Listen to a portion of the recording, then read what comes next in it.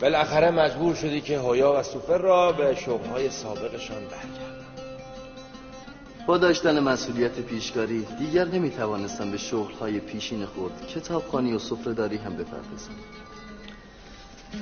اگر اجازه دهید گزارشی از کارهای روزانه را به عرض برسانم. ما تو را به پیشکاری خود منصوب کردیم که غم چگونگی اداره امور قصر را نداشته باشی. تو نیازی به عرض گزارش نداری. ما به تو اطمینان داریم. امیدوارم لیاقت این همه اطمینان و اعتماد را داشته باشم. لیاقتش را داری. اگر نداشتی به این جایگاه نمی‌رسیدی. شانه اگر بر فرق سر می‌نشیند از آن روز که گره گشایی می‌کند.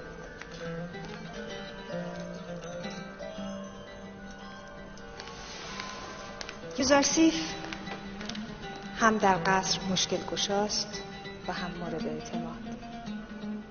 عجیب است.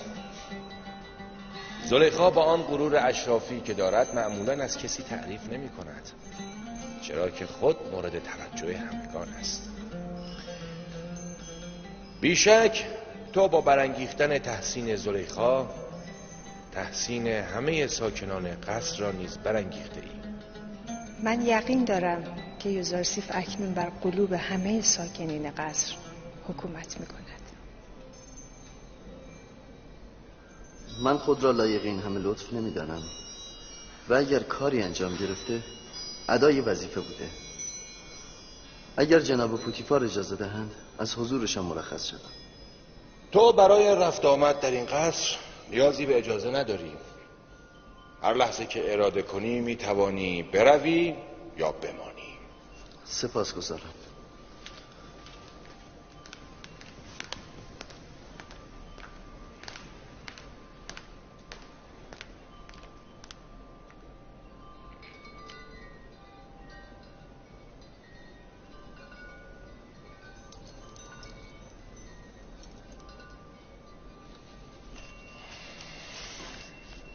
اتفاقی افتاده؟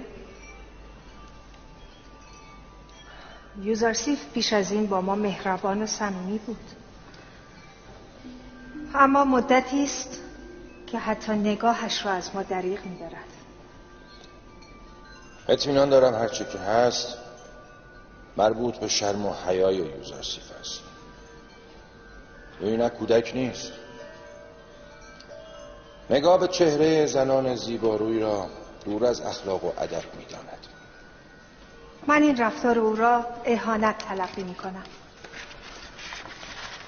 شاید بیم آن دارد که با نگریستن در چشمان زیبای زلیخا شیفته او شود. شما همیشه همه چیز را به مزاح می‌گیرید. من به جد گفتم. از تیر نگاه زیبارویان باید برحذر بود.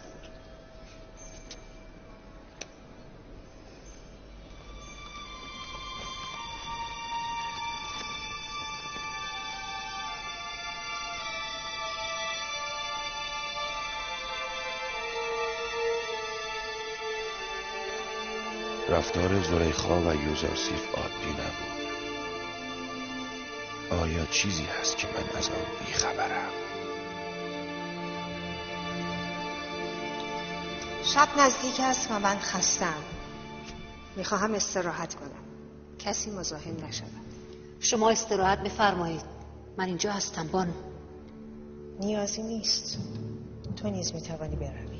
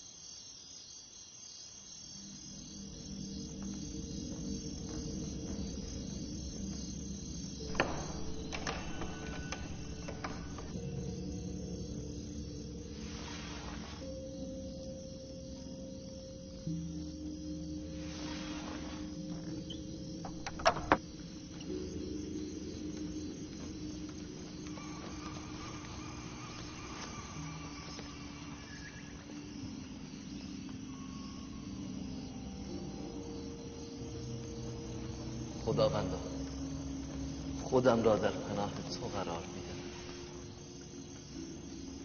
من ضعیفم و در برابر فتنه های شیطان وسوسه‌گر هیچ پناهی جز تو ندارم. همه توفیق من در اداره امور، محبوبیت در جذب قلوب از ناحیه توست. از تو میخواهم که هیچگاه به حال خود رهایم مکنی. پروردگار من، مبادا که در تار پود این دامهای گسترده گرفتار شوم و هیچ یاری کننده‌ای نداشته باشم.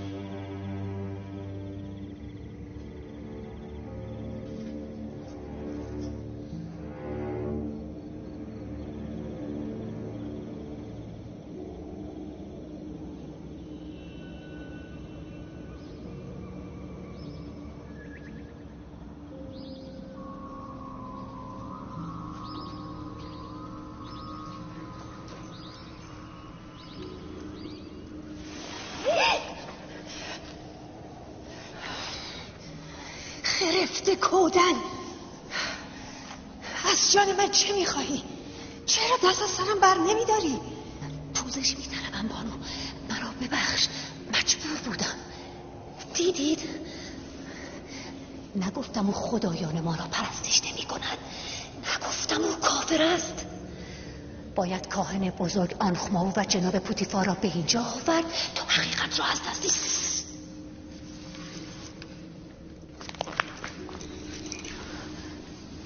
اگر کلمه ای از ایمان یوزارسیف را جایی بازگو کنی و خطری برای جان او ایجاد کنی، خودم جانت را میگیرم. من یوزارسیف را زنده میخواهم، به ایمان او هم کاری ندارم. شنیدی؟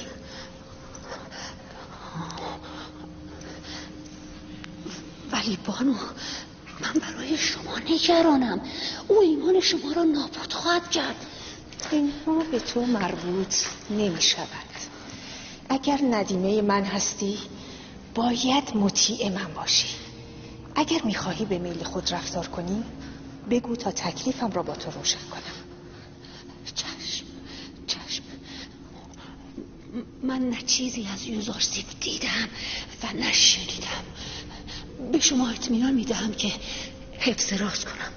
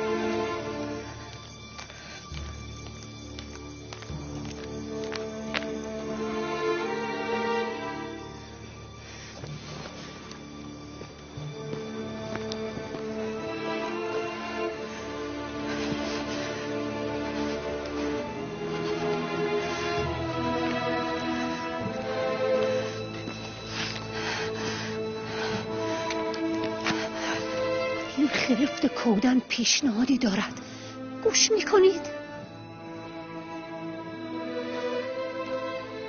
چرا همانند یوزارسیف به خدایان خود پناه نمیبرید؟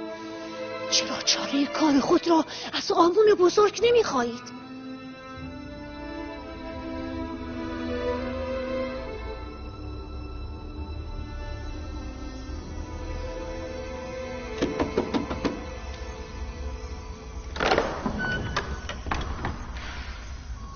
درود بر بانوی بزرگ. چه شده این وقت شب؟ برای عبادت آمده ایم.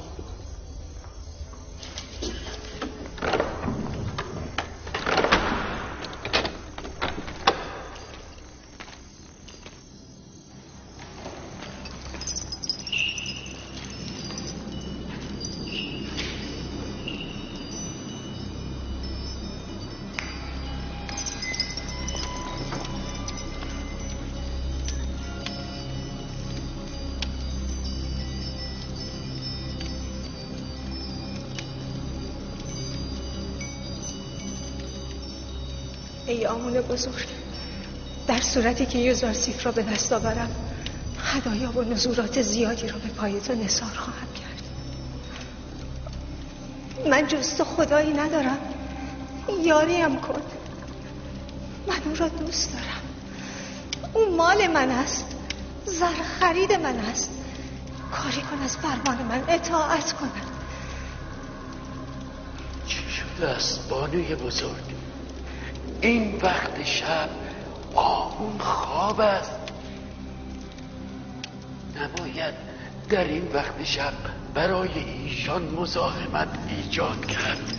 به شما قول میدهم در صورتی که دعا کنید تا حاجتم برآورده شود هدایای زیادی تقدیم شما و آمون کنم. صبح هم می شد این تقاضا را از آمون کرد. این آمون را به امانت میبرم. میخواهم امشب با او راز و نیاز کنم.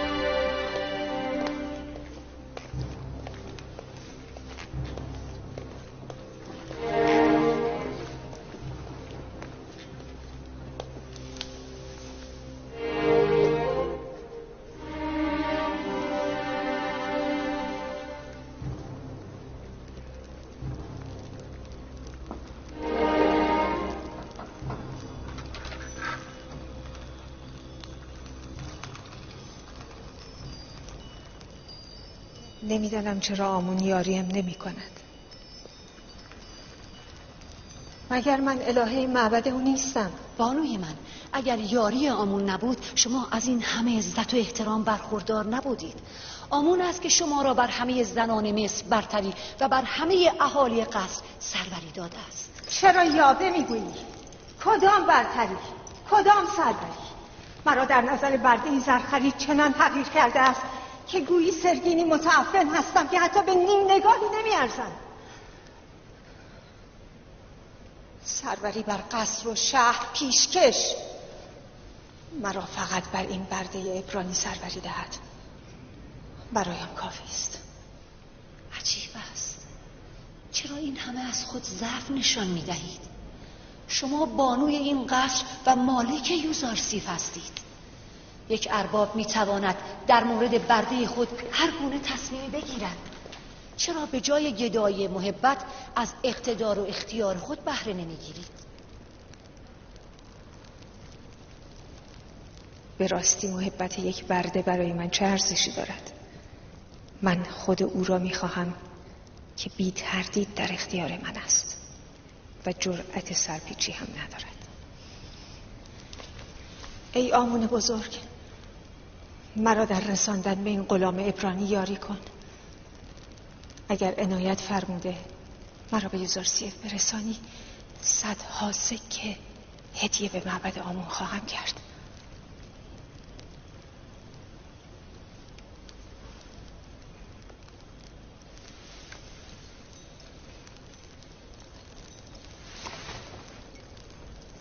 این اتاق را به بهترین شکل ممکن بیارای و مرا خبر کن.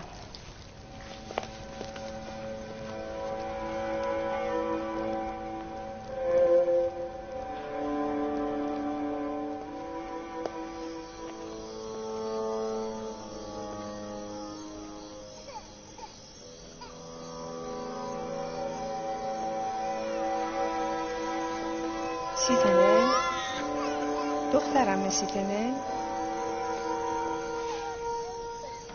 سیتنه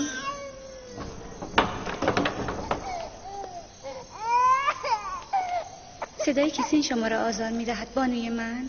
نه، از اینجا عبور می‌کردم که صدای کسی را شنیدم. چه شده؟ چرا گریه میکنه؟ نمیدانم. هم شکمش سیر است و هم لباسهایش تمیز. با این همه نمیدانم چرا گریه میکنم. عجیب است. چند روز پیش جناب یوزارسیف کیسین را نوازش کرد و او در دم ساکت شد و خندید. دست نوازش یوزارسیف برای همه آرامش بخش است. شما این وقت شب اینجا چه میکنید؟ شاید من هم مثل سیتنن بیخوابی به سرم زده.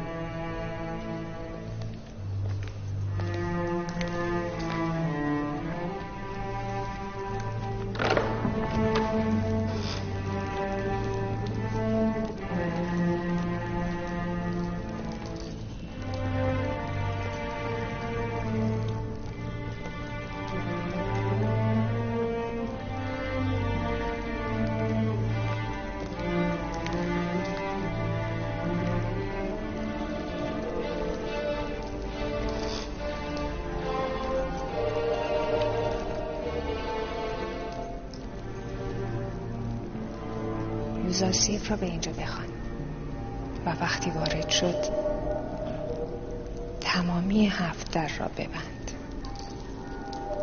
تاما و تیامنی و بقیه کنیزها و برده ها را هم از اینجا دور کن.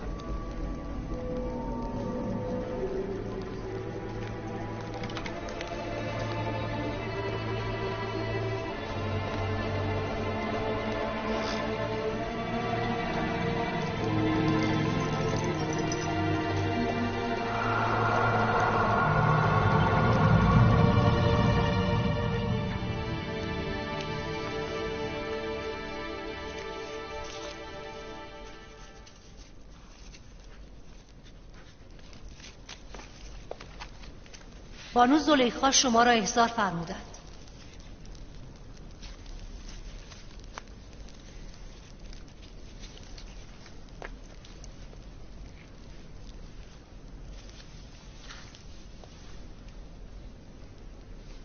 شما بروید، خواهم آمد. پس من نزدیک راهروی 7 در منتظر شما هستم.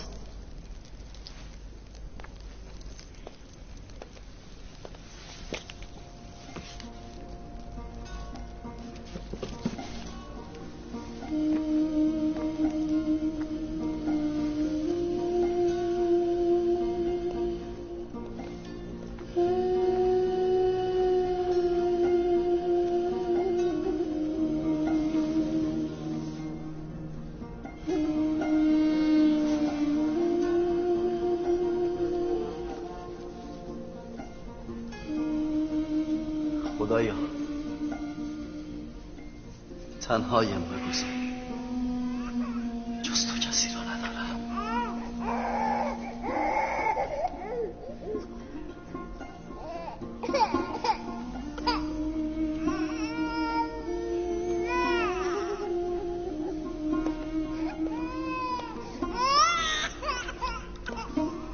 باز چه شده سیتنه؟ چرا کیسین گریه میکنه؟ هرچه میکنم آرام نمیگیرم. شاید دوست دارد به دست شما آرام شود.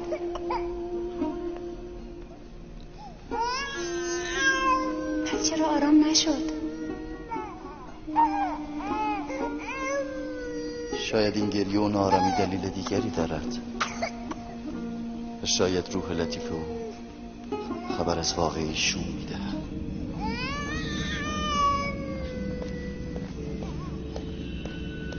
آیا حادثه شومی در حال وقوع است؟ آیا کیسین از این واقعه ناراحت است؟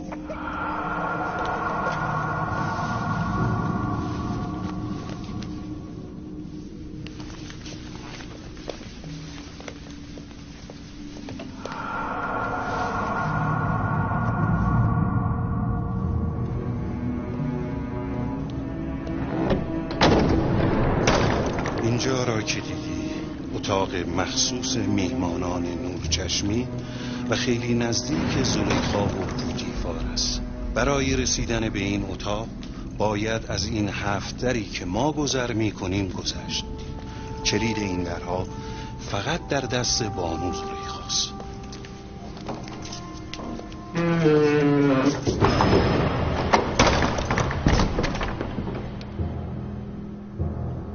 دستور بانو زلیخاست.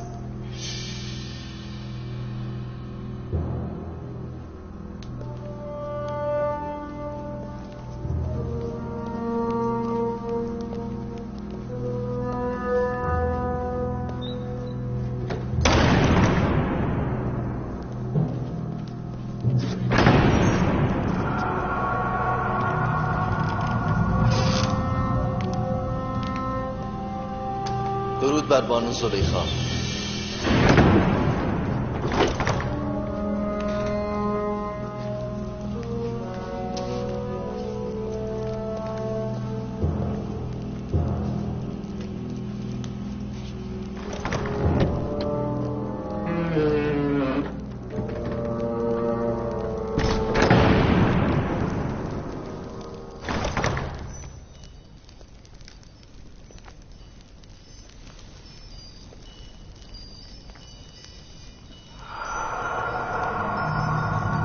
تو میدانی که برده ما هستی.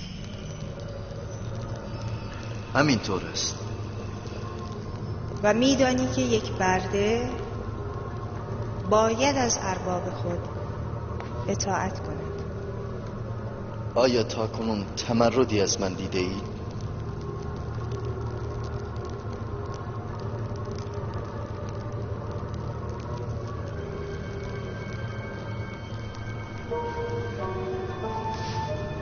امروز هم باید اطاعت کنی. اگر امری هست در خدمت.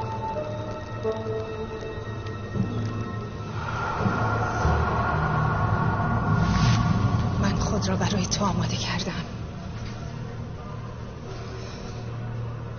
پناه بیبرم بر خدا. شما از من چه میخواهید؟ خیانت؟ من گفتم که از شما اطاعت خواهم کرد. ما خیانت با اطاعت متفاوت است. شما از من چه میخواهید؟ من از تو را میخواهم. شوی تو سالها به من محبت کرده و جایگاه مرا عزیز و رفیق قرار داده. حال به او خیانت کنم؟ من نیز از ابراز محبت تو دریغ نکردم. من از شما و همسرتان سپاس گذارم. آیا توقع دارید که محبت‌های شما را با گناه و خیانت تلافی کنم؟ مدیون منی و باید محبت‌هایم را جبران کنی و به عنوان یک برده مجبوری از من اطاعت کنی. من که الطاف شما را بر من برانگیخت خالقم بود و من بیش از شما و پیش از شما مدیون و مرهون الطاف او هستم. خود را از اوج عزت به این ذلت کشاندم که تو را تصاحب کنم و دست بر نمیدارم. من گوهر نجابت و عصمت خویش را با عیش زودگذر محافظه نخواهم کرد. غیر از من و تو کسی از این راز با خبر نخواهد گشت. خود را از نظر خداوند چگونه پنهان کنی؟ تو از خداوندگار خویش بیمناکی؟ من نیز از او شرمگینم. این که کاری ندارم. نمیتوانم نگاههایت را تاب بیاورم. مرا ببخش آمون بزرگ. او دیگر شاهد گناه ما نیست. بیم من از خدای توانا و بینا و شنواست. بیم از آن تندیس فلزی نشانه بلاهت و سفاهت است. مرا سفیه و ابله میخوانی؟ من صدها چون تو را زیر گامهایم لگدمال میکنم. تو لیاقت پاک کردن سرگین اسبهای مرا هم نداری. آن وقت اطاعت از آمون بزرگ را نشانه سفاهت میدانی؟ من دستور میدهم و تو مجبوری اطاعت کنی، وگرنه همینجا تو را دفن خواهم کرد.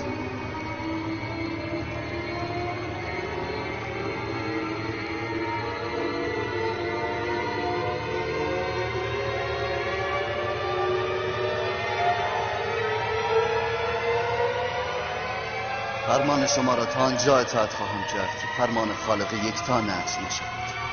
همین.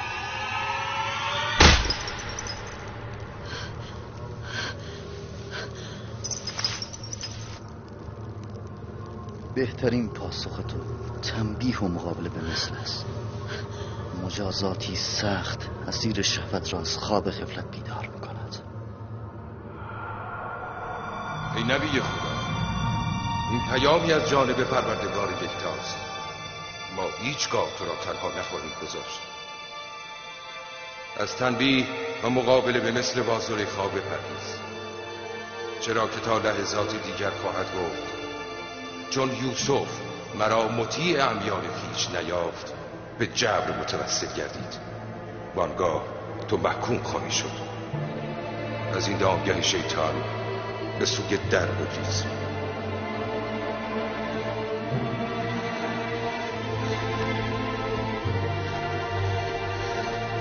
ای نبی خدا، این پیامی از جانب پروردگار یکتاست.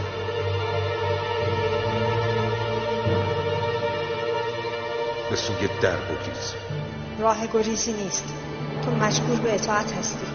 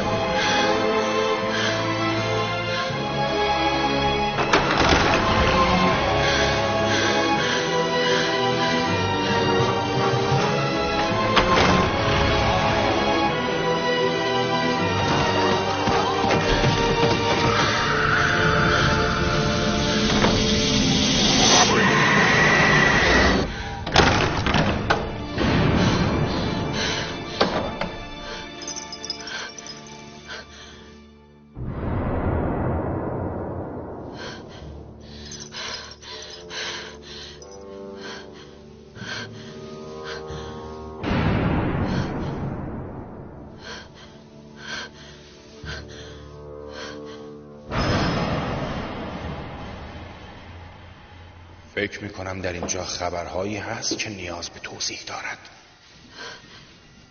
میشنوم یک نفر سخن بگوید. وای بر ما، پاسخ این همه محبت را میبینید؟ میبینید با همسر شما چه رفتاری شد؟ سزای کسی که نظر سو به همسر شما داشته باشه چیست؟ الا زندان با سخت‌ترین شکنجه ها. ولی این بانو زلیخا بود که قصد مراوده با مرا داشت. من دیدم که یوزارسیف به قصد مراوده وارد اتاق بانو زلیخا شد. عالی جناب، من میدانم هر دلیلی بیاورم برای شما پذیرفتنی نیست. شما برای حفظ آبروی خود هم که شده رأی به نفع همسرتان خواهید و هیچ کس جرأت شهادت بر علیه بانو زلیخا را ندارد، چرا که ممکن است در آتش خشم ایشان جان خویش را از دست بدهد. بیش از این مرا به خشم نیاور. من به دنبال دلیل و شاهد هستم تا ببینم گناهکار چیست. من نه دلیلی برای بیگناهی خویش دارم و نه ندیمه‌ای که به نفع من شهادت بدهد. پس محکومی و باید مجازات شوی. من از پیش محکوم به خیانت هستم، اما حقیقت همان بود که گفتم. او مرا احضار کرد و قصد مراوده با مرا داشت و من شاهدی جز خداوند خویش ندارم. تو وارد خلوت زلیخا شده ای. کاریم ما شاهد است. همه میدونم بانو زلیخا مقصر است، اما چه کسی جرأت شهادت دارد؟ شاهدت را بگو اینجا حاضر شده و شهادت بدهد. خدای من در این لحظه شاهد هست. اگر تنهایم بگذارم سخت‌ترین آزمون را از من به عمل آورده است. تو که نمیخواهی سخنان این برده را بپذیری.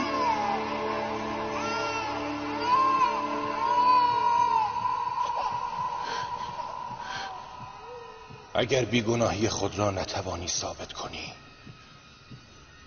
همین لحظه جان خود را از دست خواهی داد. عالی جناب، من دیدم که یوزارسیف از راهروی قصر آمد و با کیسین، همین کودکی که همکنون صدای گریه‌اش را میشنوید، کمی بازی کرد و بعد وارد راهروی هفتر شد و در را بست. من در اتاق خود در حال استراحت بودم که او را بالای سر خود دیدم. فریاد زدم و کمک خواستم و او پا به فرار گذاشت. رودامون را به اینجا بخوان.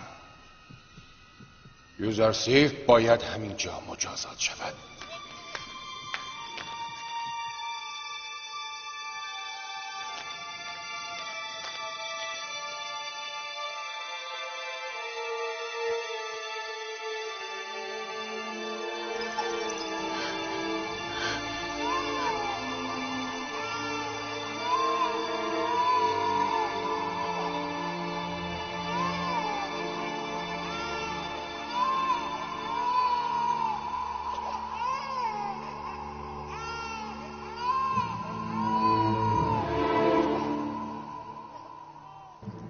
من شاهد دارم.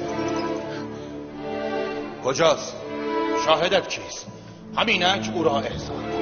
حتما شاهدی را احضار خواهم کرد که نه من را میشناسد تا پشتیبانی کند و نه بانو را که دشمنی کند.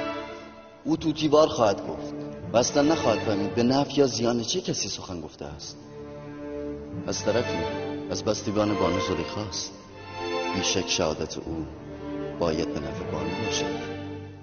بگو کیست؟ پیش از آن که مجازات شوی او را احضار کن. شاهد من کودکی است که صدای گریه‌اش را میشنوید. تو مرا به تمسخر گرفته ای؟ از شما تقاضا دارم به پاس همه خدمتی که در حق شما کردم این کودک را به اینجا بیارید.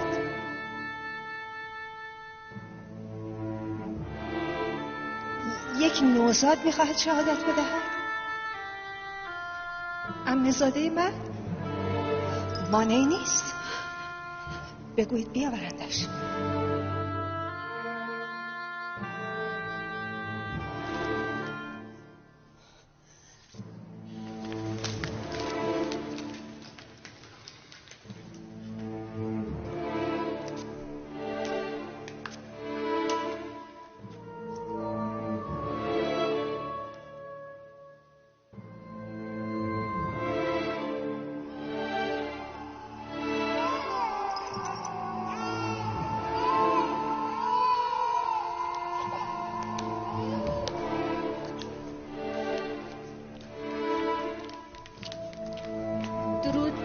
جناب پوتیفار. این دختر عمه من سیزنن و این هم کیسین. بگو شهادت بدهند. کیسین سخن بگو. آنچه خداوند به تو آموخته بگو.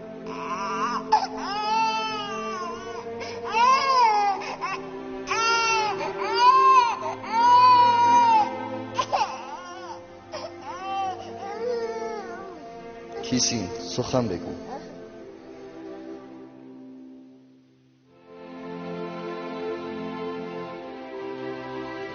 فرمان خالق یکتا کلام او را میگویم. اگر پیراهن از پیش دریده زلیخا بیگناه و یوسف گناهکار است و اگر پیراهن از پشت دریده شده زلیخا مقصر و یوسف بیگناه است.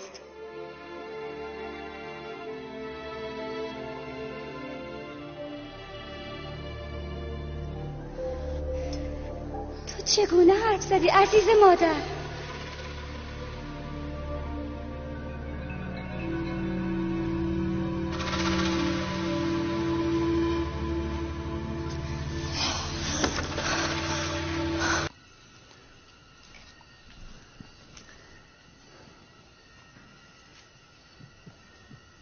هیچ کس حق ندارد از این ماجرا با کسی سخن بگوید. اگر کسی این ماجرا را برملا کند به شدت مجازات خواهد شد. بروید.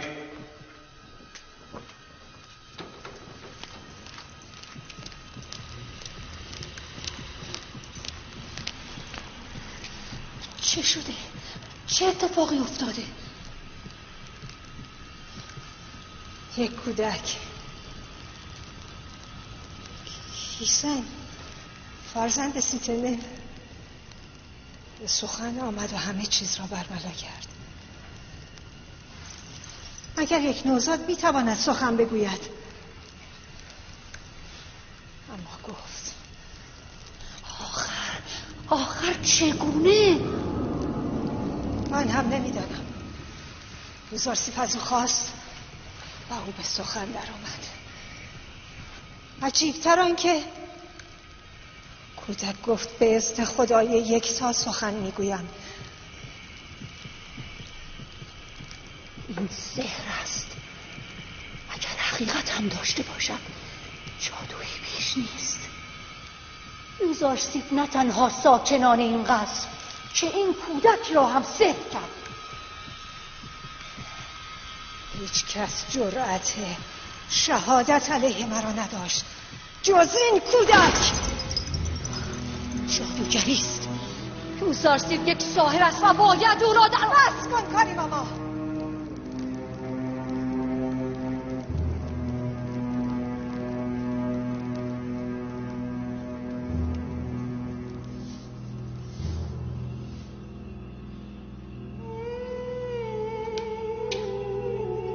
مگر این درها قفل نبود؟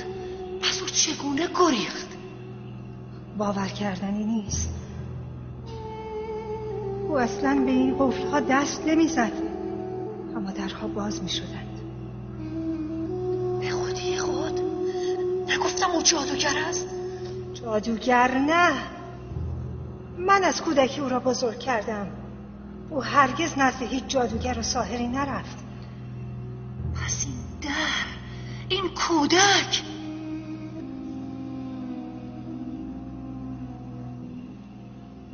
به راستی این یوزارسیف کیست؟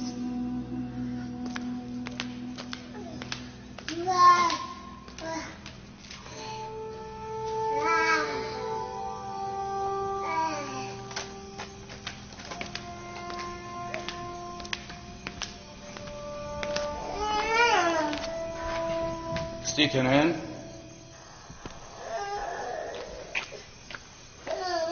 امری دارین عالی جناب؟ تو چگونه سخن گفتی؟ هنوز باور نمی کنم.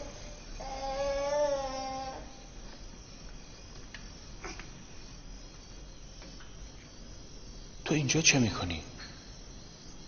چه شد که به قصر آمدی؟ من از منفیس برای دیدن زلیخا به اینجا آمدم.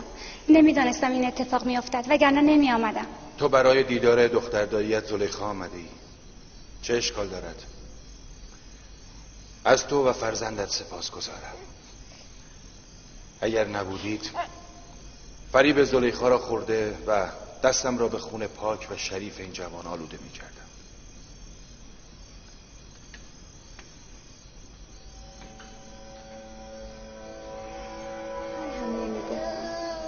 چگونه سخن گفتی؟ نمیدانی زلیخا چه حالی داشت؟ کودک 6 ماه حرف زد. من خودم شنیدم.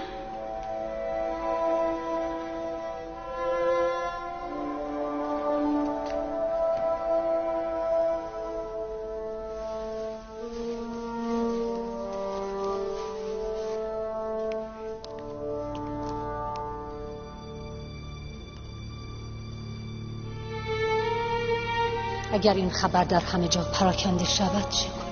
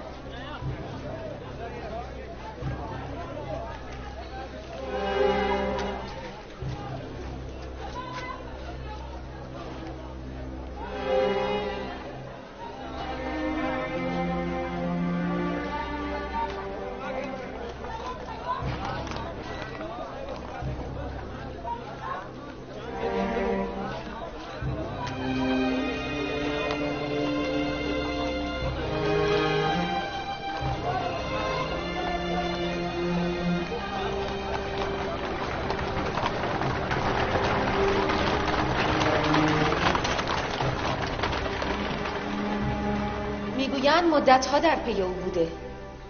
من خودم در قصر شاهد بودم. وقتی سخن از یوزارسیف به میان آوردم، زلیخا به شدت ناراحت شد و میهمانی را ترک کرد. همه شهر سخن از این رابطه میگویند. با آن همه کبر و غرور که هیچ مردی را لایق اعتنا نمیدانست، حال خود را به پای برده افکنده است. همسر آمون، خدای بزرگ مصر و الهه معبد، خود را اسیر یک برده ساخته، آن هم یک برده بیگانه گوسفند چران. این ننگ بزرگی است و باید عالی جناب آنخمو کاهن اعظم نیز از آن باخبر شود. زلیخا و پوتیفار نباید از این حادثه به راحتی عبور کنند. آری، حیثیت و اعتبار زلیخا و پوتیفار در گروه این حادثه است.